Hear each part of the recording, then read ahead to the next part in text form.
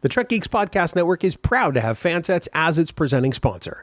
Fansets is the place for amazing pin collectibles with over 200 officially licensed Star Trek pins and new releases every single month. Stay tuned for a special discount code good on your next order at fansets.com just for Discovering Trek listeners. Fansets. Our pins have character. Hostages. Heroes. And a peace treaty?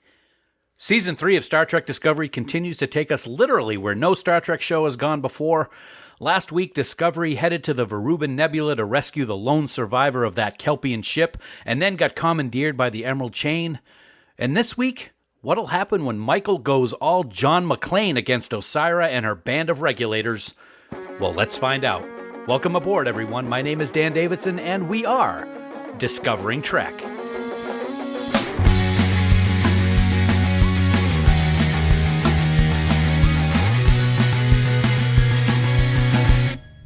Welcome one and all to Discovering Trek, the Star Trek universe companion, presented by Fansets.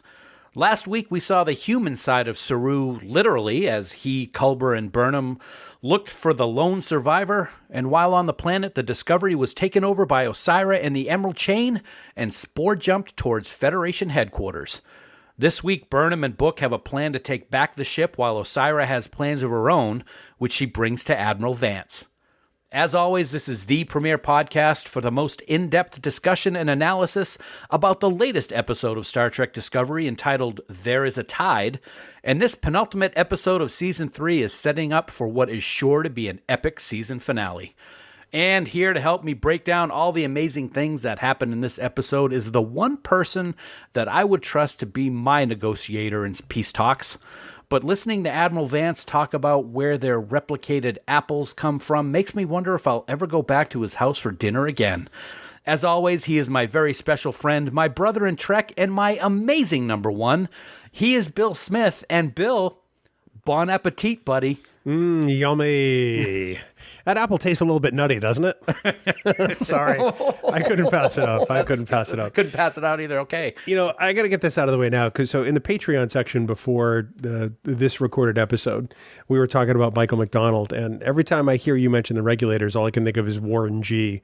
and Nate Dogg singing Regulate. So I'm going to leave that with listeners, perhaps as an earworm for later. But Dan, it's good to be here. It's good to talk about this episode, and I'm looking forward to kicking this one off. Yeah, it's going to be a great discussion, as it is every single week. It's been a pretty awesome Season 3 of Discovery. But one thing that always makes it just a little more awesome, buddy, is that we have a very special person back with us this week. Yeah, don't we? We do. Not only, Dan, is there a tide, there is also a third co-host for this week's Discovering Trek, and it is none other than the lovely and talented Kasey Shafsky, who rejoins us this week. Kasey, good to have you back, buddy, for this next to last episode of the season, because that's what penultimate means. Oh, well, I'm glad you said it, because I can't, and it's wonderful to be back here with you two strapping young men. It's always good to have you here, man. It's going to be a fun conversation. There were lots of cool things happening in this episode. Everybody's already calling it Die Hard and Star Trek, and we'll get into that later. But before we do that, Bill, we always want to hear from our listeners about their thoughts on everything Discovery. So how can they get in touch with us for their thoughts on There Is a Tide? Priority 1 message from Starfleet coming in on secured channel. Well, if you're looking to get in touch with us, there are a bunch of ways you can let us know what you think about this penultimate episode of Discovery's third season. Of course, you can go to trekgeeks.com/contact and find a veritable plethora of ways to get us your thoughts. And of course, on Twitter or Facebook, all you have to do is search for Discovering Trek. We welcome all of your comments and questions and your looks ahead to the future. You can also leave us a voicemail by visiting our website at trekgeeks.com and clicking on the big blue button on the right-hand side.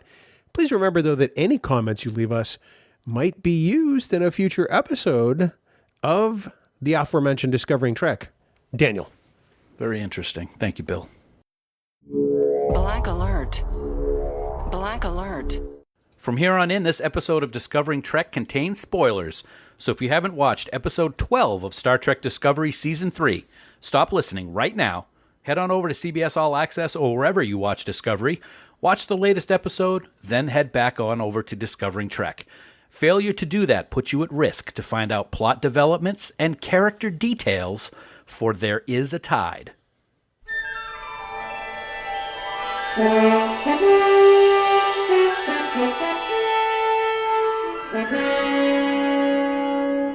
Episode 312 of Star Trek Discovery, There Is a Tide, is written by Kenneth Lynn and directed by Jonathan Frakes. After capturing the USS Discovery, Osyrra seeks a meeting with Admiral Vance, while Burnham and the crew must overcome unimaginable odds as they attempt to regain command of their ship. Originally released on December 31st, 2020, it is the 12th episode of Star Trek Discovery's third season. Trainees, to the briefing room. Okay, gentlemen, here we are gathering in the briefing room as we do every single week to discuss the episode. First, though, let's get a high-level thumbs up, thumbs down, and why. And we'll start with you, Kasey. Oh, definitely a thumbs up. I thought this episode did a very fine job of continuing to build the tension that's going to be needed for next week's finale. Bill, what do you think, man? I'm going to give it a thumbs up. I didn't love it, but I thought that some of the really amazing moments overshadowed some of the ones that were really there to lay the groundwork for next week. Yeah, I gave it a thumbs up as well. There were some amazing emotional moments in this episode. Some of it, as we'll get into, and we'll start off with our discussion in just a moment about the whole Die Hard in space aspect, kind of took me out of it a little bit. But I also had fun with it at the same time. So 3 thumbs up. I really think there's only been one episode this year that people have given a complete thumbs down to so far. There's only one that we as a dais have given a thumbs down to. I've thumbs down 2 episodes. Okay. Well, there's room for improvement on that then. There is. I'm looking forward to next season already. All right. So here we are to talk about the episode. Great moments in the episode, like I said a moment ago, but let's get it out of the way first. And a lot of people online, we've even talked about it ourselves, that it was kind of a Die Hard in space. We had very similar aspects in this episode to what Bruce Willis was doing in the movie Die Hard as John McClain, all the way down to crawling through Jeffrey's tubes or air vents with bare feet. So, Bill, do you think that took away or added to the episode? I don't think it did either. Okay. I think it was a fine homage to Die Hard and probably the truest one we've had yet.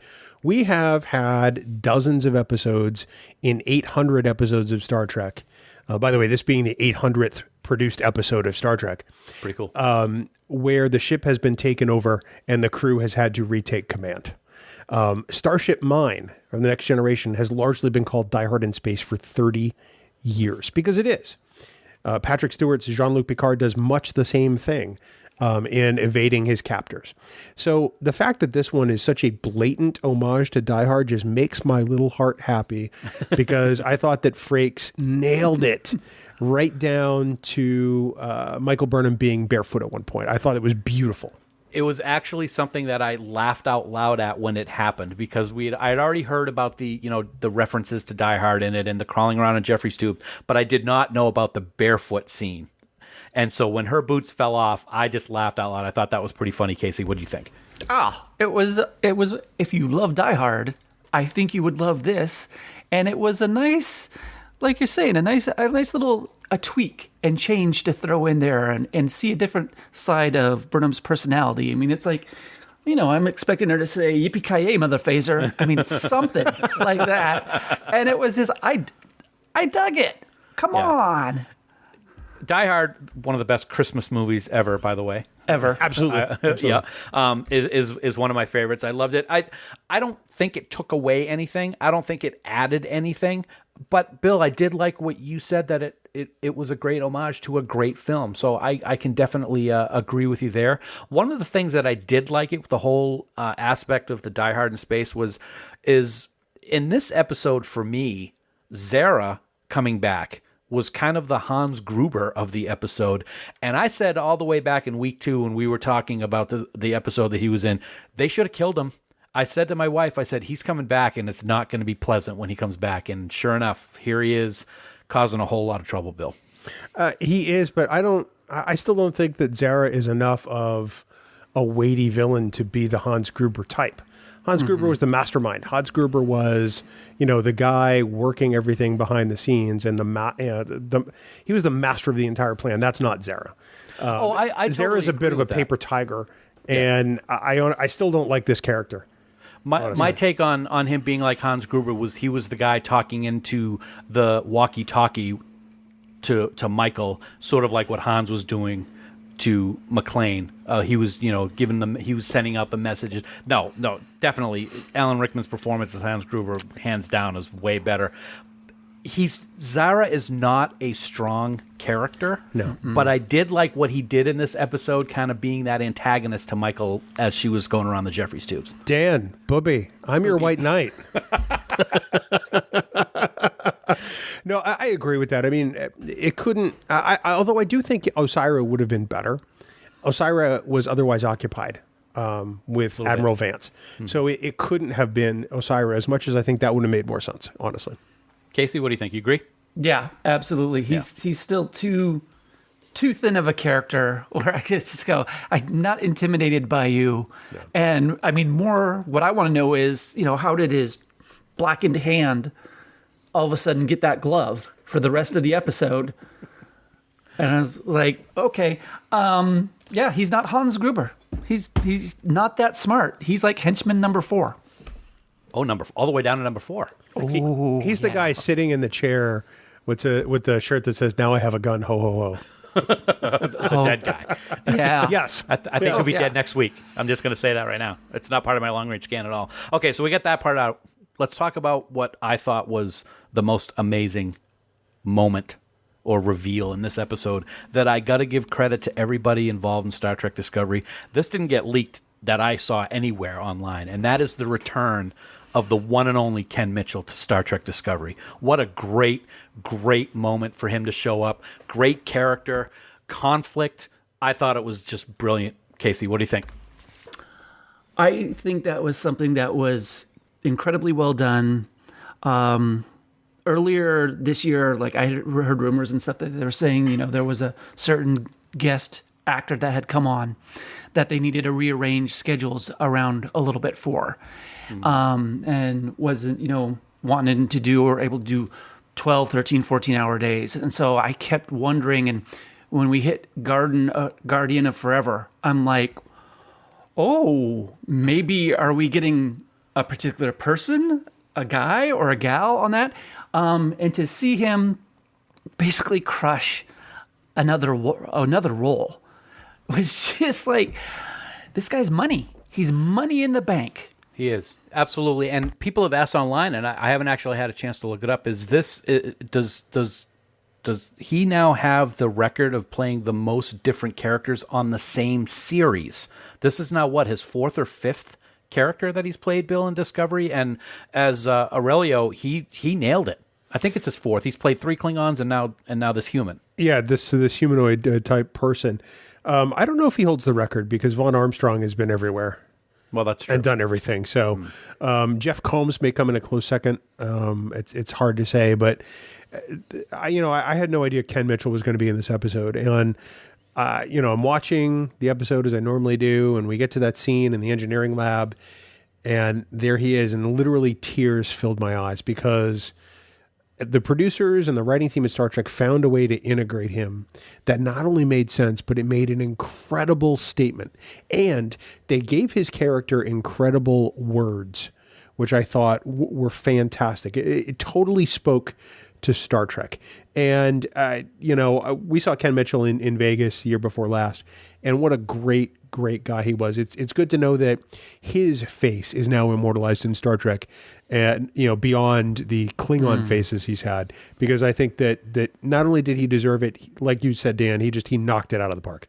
He really did. You could see, I loved watching his change happen right before our eyes in this episode. Of he was very, sure of himself and what Osyrra was doing, and he believed in what was going on. But then when Stamets showed him exactly what Osyrra was like and what the Emerald Chain was doing, you could see it in his face physically change, and especially on the bridge with Rin, which we'll get into later on. He's going to play a major role in next week's finale, I think. And I really hope that he plays a major role going forward and he is a regular in season 4, Kasey. Oh, wow. Yeah. If that's a possibility, that would be pretty damn cool. I think for many story reasons that could open things up. And I don't know. I just keep being in awe of people's human abilities of what they can do and the talents that they have and the art that comes from them. And, you know, this guy has it. And hats off to everybody for including him in this season. One of the things I thought was really great is I remember when he made the announcement of him having Lou Gehrig's disease, and that he was in a chair on the cruise, and I was crushed. Yeah, I mean, you couldn't help but feel for the guy, and he doesn't want the pity, and I'm not going to give him pity. I just crushed because he was so great in the roles, and then to have him play this character who was able to be so successful in the face of adversity with this disability, and talked about how he should not have even been around. I believe he talked about how he didn't think that his parents would have even let him survive, but Osyrra took him in. It just goes to show that heart of Star Trek lives perfectly in this character, and I really, really hope that they continue along with him in the future. One of the other things that I thought was great, guys, of course, well, I guess not great, but a great performance and a great final performance was that of Rin. I got to say, though, that death was so quick, I almost didn't see it. If you blinked, you would have missed it because it was so quick. I mean, you know, the tension was there on the bridge, Bill, and you knew that something bad was going to happen, but literally, she pointed the gun at him, pulled it away, and then boom, gone. And it was like a fast disintegration. Oh, it really was. You know, I was kind of hoping that they would find a way to work Rin in semi-regularly, kind of the way they do with the Jet Reno character. Because I think that would have been an interesting addition to this crew. Much like Voyager picked up Neelix and Kes, and then eventually picked up Seven, and then the Borg kids, I thought that he could have added something to the Discovery crew's knowledge of the 31st century and of these sort of uncertain times and how some of these cultures have changed. When that happened, he was essentially just vaporized right in front of our eyes. I literally almost spit out my water. Like, what was that? Yeah, exactly. But it proves how really volatile Osyrra is, I think. I think that she can turn on a dime at any given point, and you can think you're safe, and then the next thing you know, you're dead. And I think that's what makes Osyrra so formidable an adversary. My opinion of her has changed exponentially over the last few weeks. Yes. The first time I'm like, this is a joke villain. I have no concern for her at all. Now I'm pretty concerned about her.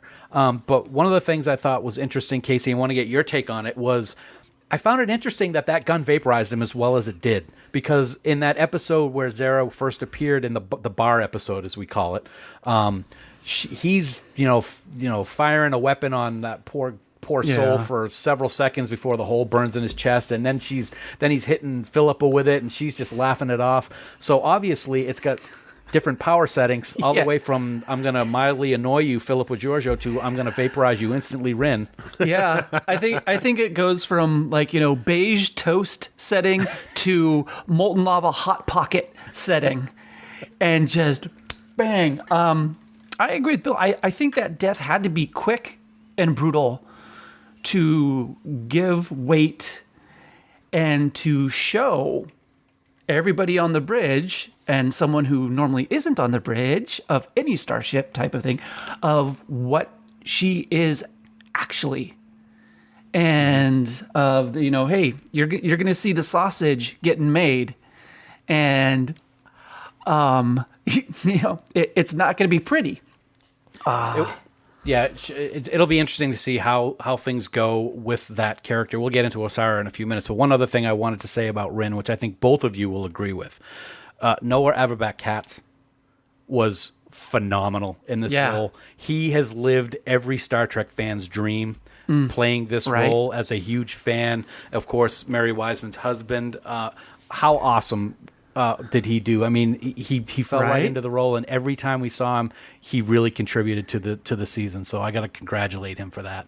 It was amazing, this small of a role, and that I think everybody that I know of took to the character immediately, and what he was given to work with to actually care about this character. And so when he is killed, it's like, oh crap. It's one of the real gems in this third season of Discovery is the Rin character. We had no idea where we were going to see him again after the after the episode where he's liberated from the prison camp. And then he keeps turning up, and then he became such a fundamental part of this season that the moment he was vaporized, I felt this innate sense of loss. So that says a lot about Noah's performance. It says a lot about the writing for the character, I think. And, definitely, that's a character I wish we could have around. Maybe we'll find out that Rin had a twin brother. At least I'm hoping so. Or the Guardian might show up again. Who knows? Yeah, you never know. You never know. Hey. Yeah, so we got two more things I wanted to talk about for this week's episode, and both of them are pretty big. And let's start with Stamets versus Burnham. I got to say, those scenes were gut punches. Yeah. And I can't say I disagree with what Stamets was saying, especially when he was yelling at her because they all followed her to the future. And this is how you repay us. I thought that those scenes with Sonequa and Anthony Rapp, Kasey, were some of the best. I think they're the best we've seen Anthony Rapp since Discovery started, and maybe some of the best with the two of them together. I hear you on that. I mean, it was incredibly strong, incredibly emotional and deep, and given an opportunity for all of us to see how Burnham's character has changed, because I really think maybe a season and a half ago, she might have backed off from what she knew had to be done. But this is where she's talked about it before, of making the hard decisions where you know someone may die or bad things are going to happen, but that bad thing has to happen so others don't. And the two of them together, man, that was electric. I have to say, Bill, that even maybe earlier this season, she might have made a different decision. We've seen her make decisions for her personal reasons over those of Starfleet earlier this season, but this time it's completely reversed. She's putting aside her personal reasons and only focusing on what Starfleet needs here. And the scene, it worked on so many levels. Oh, it does. It's the word I keep coming back to is visceral, because I feel every emotion Stamets has in that scene. I have to say my hat's off to Anthony Rapp this week. And Dan, you're going to have to get ready to bleep me here, because his delivery in those scenes was fucking amazing. It was nothing short of awesome. I felt what his character felt. I knew the loss his character was being set up for. And honestly, I empathize with him. If I were in his shoes, I would do the exact same thing, because I wouldn't want to lose everything a second time. Now, ultimately, Burnham does the only thing that's possible. They can't destroy the Discovery. They tried that last season. It didn't work out so well. Mm-hmm. The sphere data is not going to let them do it. So she neutralized, the larger threat by getting Stamets off the ship, which I thought was brilliant. And I loved the way they did it. But man, how gut-wrenching as you're waiting for that phaser to overload and Stamets is yelling through the glass at her. I understand why she's crying, because I had tears in my eyes too. It makes me wonder if this relationship is so fractured that it might take a long, long time to salvage. I am certain that there's going to be issues with it next season. My whole life is in that nebula. It might be the best line that Stamets has ever uttered in Star Trek Discovery, Kasey. Yeah. It tells you everything right there. And he's completely laid bare.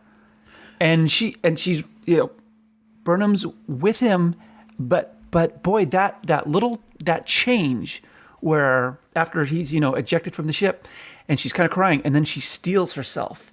I mean, that is like, oh, this is absolutely awful what I had to do. I had to do it. Was really strong. And I think what you guys are saying too is next season there's going to be some discussions. Yeah, a little bit. Hey, Bill, human Vulcan nerve pinch. That's all I'm going to say. Number 2 in Star Trek Discovery. It's pretty good. Neither time did it work out so well. No, not at all. Because obviously it happened in Discovery's 2-part season premiere or series premiere. The Vulcan Hello and Battle of the Binary Stars. I think it was in Vulcan Hello. Yeah, I believe so. At the very end. And now it happens here, and both times it leads to some pretty significant consequences for Michael Burnham. But in this case, it was the absolute right call. It was the right call. I also have to say that in addition to the conversations with Stamets and Michael, The conversations that Anthony Rapp had with Ken Mitchell's character were awesome too. Oh yeah. This was the Anthony Rapp episode for me in terms of what he contributed here. I thought it was great. The the look on his face when he realized that Adira was back on the dilithium planet and was, facing death from the radiation. It was just absolutely stellar. And I don't know what else to say about it, but Bill? I'm going to go on the record here, and I'm a little note to Michelle Paradise. There has not been enough Anthony Rapp this season. And believe me, I'm counting. If we could consistently get the kind of scenes that Anthony were given this week, although I'm sure he's loved every moment of this season, and I have too. I love that character so much that I want to see weighty things like this. And this was just, these scenes were the reason why I want to see them. Absolutely.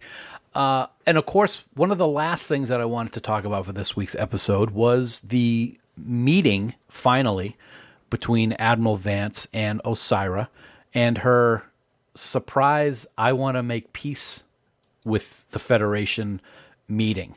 Now, the whole time this thing is going, I'm like, he can't be this stupid, can he? He's not this stupid, is he? He's really not going to fall for this, is he? But I gotta say, those scenes, except for the lie detector guy, which we can talk about afterwards, I really thought the chemistry between those two actors was really strong, and I actually found myself liking the discussion the longer it went on, even though some people did say it tended to kind of stretch out things a little bit too much. Bill, what do you think? I don't think it stretched it out too much. I thought that it laid some really good necessary groundwork. I mean, I don't believe that this was ever really a thing. I think that this was Osyrra's Trojan horse to some extent. I think that she wanted to make Vance and the Federation believe that they were negotiating for something real, because Vance, as much said himself, he wants some kind of, peace with the chain. And so Starfleet and the Federation would be very interested, but this was all part of a plan. It's all part of a grander plan. And I'm glad that eventually, she had to show her whole card, honestly. And it cost her. Kasey, I was wondering how long those scenes actually took in real time, because that did not look like a small document that Vance decided to sit down and read. I also found it very interesting that Vance was willing to even read it in its entirety without having any type of input on the Federation side. Well, watching those scenes, I kept going, I'm not sure what Vance is doing is what we're seeing him do. It could have been a play for him of, she snuck basically into our area. I'm going to take as much time as I can here to see if or when she'll crack. I'm going to read this whole document. And she's like, oh, fine. And it's like, oh, really? Okay. Apple. We'll find out how long. And yeah, it's a pretty good for a Shih Tzu. Wouldn't it be a crapple? It would be a crab apple. No, crapple. It would. But, I think in all of that, I kept going to, I think Vance was playing a different game in this. Mm-hmm. And, let her talk, let her present whatever is right up front, and be extremely prudent about it. And don't tell her you don't believe a word of it. Just, okay. And parts, he's very sincere. He would like peace. And to, have every planet be able to have the things that planet needs, but not at any cost. And just really played it so smoothly, coming in of like, hey, this all sounds great, this, and then you're going to have to be tried for your war crimes. That's exactly the point I was going to get to, is her shields came crashing down. It was amazing to me that it looked like she didn't expect that. And you saw that change in her instantly, where she became the Osyrra that everybody's been fearing. And Bill, I thought that was a great way for that whole thing to kind of wrap up, because as Kasey just said, the sincerity in Admiral Vance and talking about wanting peace and being able to work towards that goal was really great. And then he said, but this is what you have to do. Nope, not happening. No, not happening at all. And you know what? I've never been happier to be wrong about a long-range scan. Yes, me too. Vance, Vance is clearly not a admiral. In fact, he is pretty Starfleet through and through, it seems. Not only does he talk about, Osyrra having to stand for her crimes, but he talks about how, the past needs to be there to shape our future. He's seeing the whole forest for the trees, and he's 100% right. Yeah. She can't be the outward face. And I think that's Vance's coy way of letting her know, yeah, I'm on to you. I'm not buying this for a second. He may be my favorite admiral in Star Trek. I just love the actor. I love the character. I love the way he holds himself. He looks damn good in that uniform. And I hope that he's another one that we get to see more in the future. Same. Yeah. As always, guys, fun stuff. I can't wait for the finale. Oh, my God. Woohoo! So, folks, we want to take a moment to thank Fansets for being the presenting sponsor of Discovering Trek and the Trek Geeks Podcast Network, and wish them all the success in the world in 2021. Every week, it is our honor and privilege to tell all of you the latest release from Fansets, because we know that you want the very best Star Trek pins available, and they are always hard at work to bring you new, exciting additions to your ever-expanding, growing collection. And the first month of 2021 is certainly no exception. Brand new for January for all you Star Trek fans is... This is the part where if we had a budget for a drum roll, we would have a drum roll. Great job. Cristobal Rios from Star Trek Picard. I'm very excited about that pin. Lieutenant Joanna Wasakun from Star Trek Discovery. Ooh. And Star Trek Picard episode pin number 2 for Maps and Legends. Now, also brand new for January for you DC fans is Felicity Smoke from Arrow. And one of my personal favorites from the Batman 66 collection is the Bat Boat. Yes. I'm very excited for that pin. Yes. I don't even know if I ever saw the Bat Boat. What? Oh, yeah. But I will when I add it to my pin collection. It's in the movie where he fights off the shark with the bat shark repellent. The aerosol can. There you go. Yep. Actually, those are all awesome pins, man, especially the Felicity Smoke one. I loved her on Arrow, and I got to finish up that series at some point because I haven't yet. Anyway, friends, like Bill and Kasey said, Fansets has releases every single month, and you can be sure that when January 15th rolls around, we'll be announcing even more new pins for you to check out. But until then, head on over to fansets.com, put a bunch of pins and accessories in your cart, and then enter the special code word Discovering Trek in all caps with no spaces at checkout for an amazing 10% off your entire order. And don't forget that if you're in the United States and spend more than $30, you're going to get free shipping. Fansets. Our pins have character. And we thank our friends at Fansets for being the presenting sponsor of Discovering Trek and the Trek Geeks Podcast Network. Of all the souls I have encountered in my travels, his was the most human. Well, Star Trek has always been a reflection of our times, and in this segment, as we do each week, we take a look at what this episode helped us to discover about humanity, or perhaps even what it tells us about ourselves. And this week, Bill, I think I want to start with you. Well, thanks, buddy. Yeah. My sensor analysis is a little different this week, and it's a personal message. Dear Ken Mitchell, you have no idea how truly wonderful and amazing it is to see your face on Star Trek Discovery this week. This fandom truly loves you, and I'm pretty damn sure that every single fan watching this episode felt their heart skip a little beat when your character had his first scene. And then to realize that they had crafted this character for you caused more than a tear to fall. I know it happened for me that way. This week, Ken, you yourself are the humanity in this episode, and you're 100% right. Regardless of one's disabilities, there is always possibility and ability. Aurelio is a complex and layered character, and he puts on display before us grace and a brilliant mind and a compassionate heart. He's perhaps even more layered and complex than some of the other characters we see this week. I get that it has to be on the page first, but you played those things, and the audience saw every bit of what you were trying to say through your performance. So thank you. Thank you for letting us all witness it and for your being a part of this Star Trek family. Mr. Shafsky?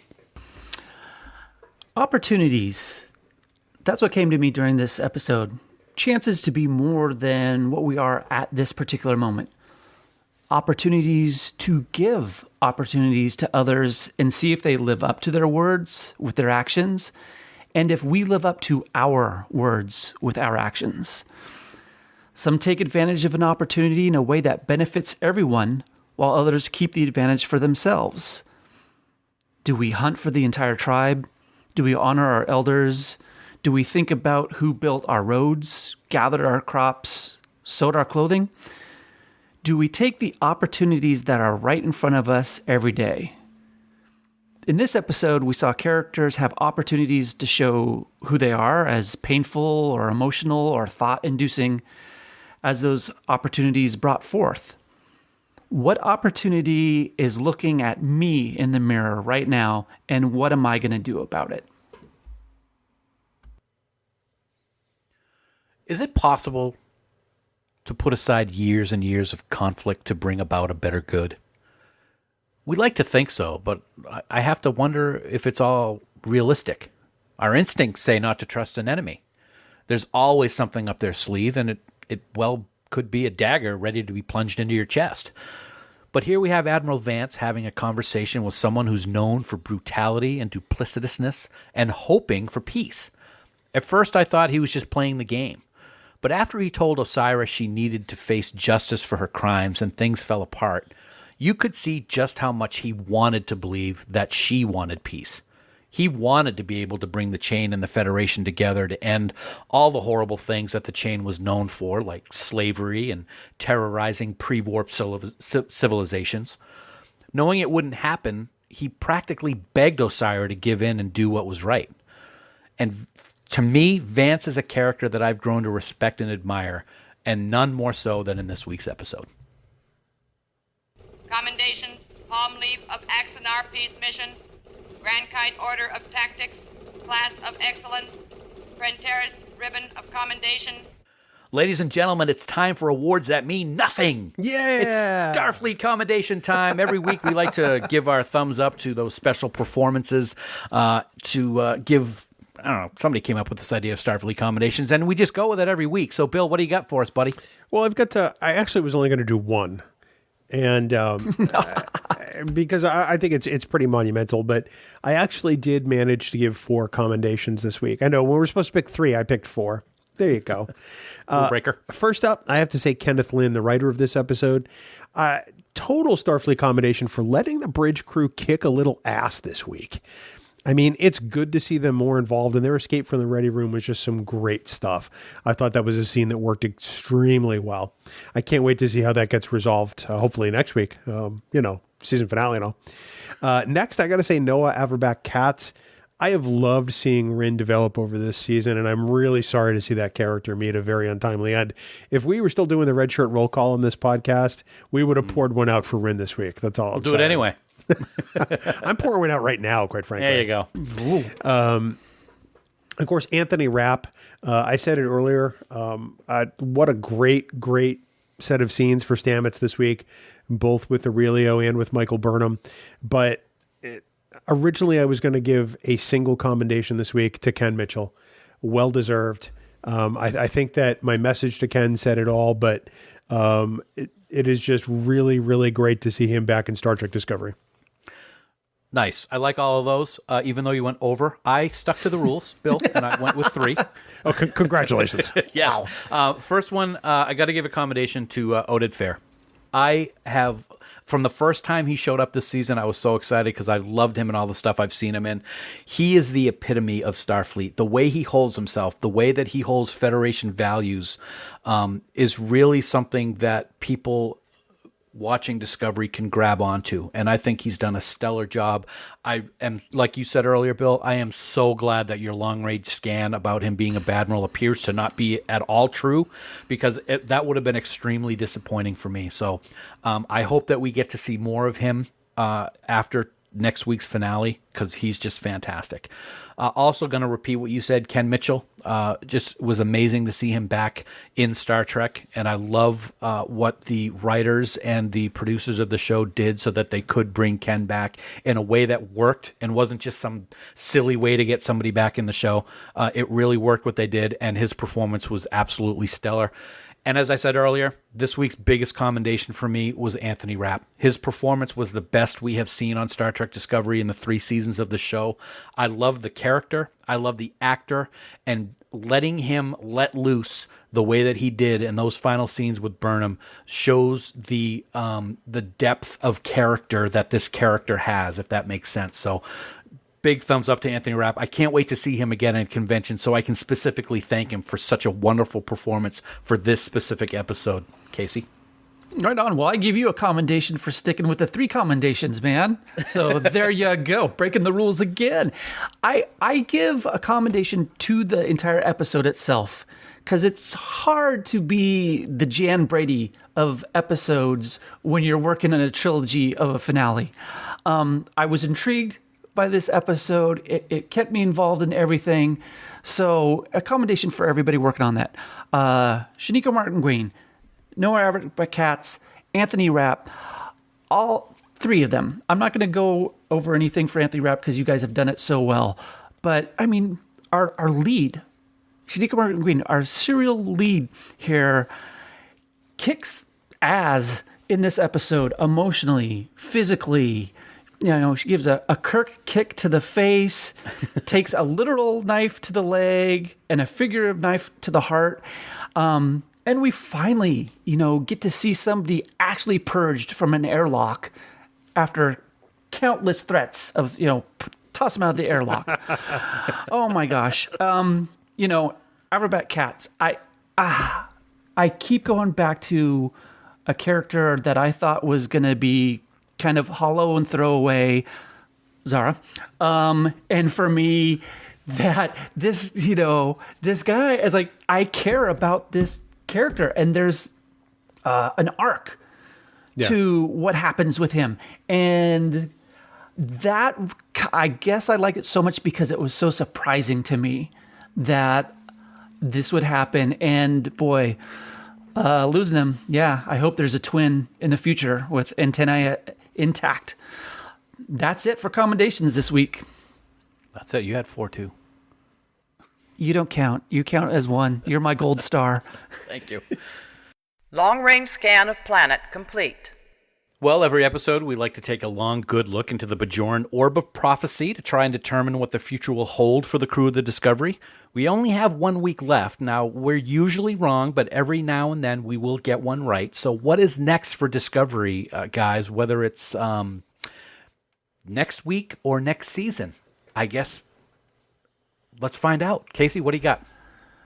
Well, I think that, and this is for this season, that we're going to get some well-known ships and peoples coming back to help out the Federation. I'm hoping we get some Kelpian ships along with that. I'm also thinking that maybe that the dilithium planet will have its resources given throughout the galaxy by the Federation to rebuild goodwill and bring back former members to the Federation. And someone not named Burnham returns. Interesting. Dun, dun, dun. Bill, what do you got, man? Well, I'm going to say that Mama Burnham is going to bring the combined forces of Ni'Var to save her daughter and the crew of the USS Discovery, and that's going to be what gets the band back together. The United Federation of Planets is going to get a little closer to whole by the end of next week, I think, and I think that's the right thing at this point of the season. Well, for me, over the course of the 3 seasons on Discovery, we have seen a lot of loss. And it seems that Michael has lost so much more over the course of the show. She lost her parents, kind of. She lost Philippa. She lost Spock. She lost Ash. And then she lost Philippa again. And next week, I think she's going to lose Book. He's a major character. I tend to think that a major character is not going to survive next week. And to think about what Saru said is he will have his moment. I think next week might be the moment. And I think it's going to cost him his life. He's going to sacrifice himself to save Michael and the rest of the Discovery crew. So one might say that this season would be book ended if that character meets his demise. Wow. Is this episode of us ended yet? Hey. You know, we only have one episode, but you're fired.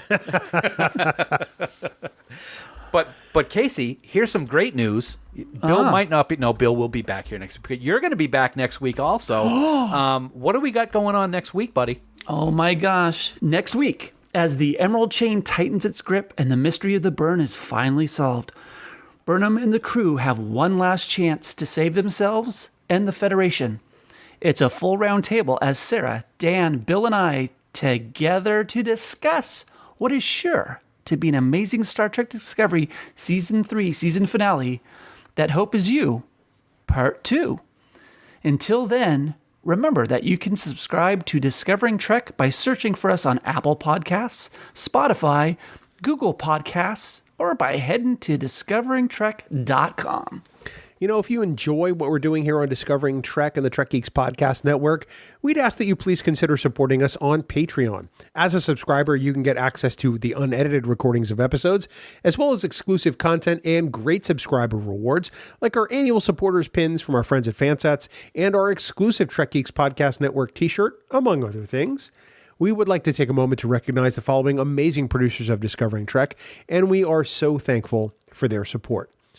Mike Bovia, Chaz Bradshaw, Ken Bird, Kyle Castillo, Peter Craig, Craig Ewing, Al Godwin, Jackie and Chris Hackney, Kimberly Hartman, David Hood, Tony Lambast, Leonel Marchand, Matt McGonigal, Jim McMahon, Charlie Mulvey, Sean O'Halloran, Jamie Rogers, Chris Trabuzio, Ken Tripp, Christina Werther, and the lovely and talented Jess Vashon.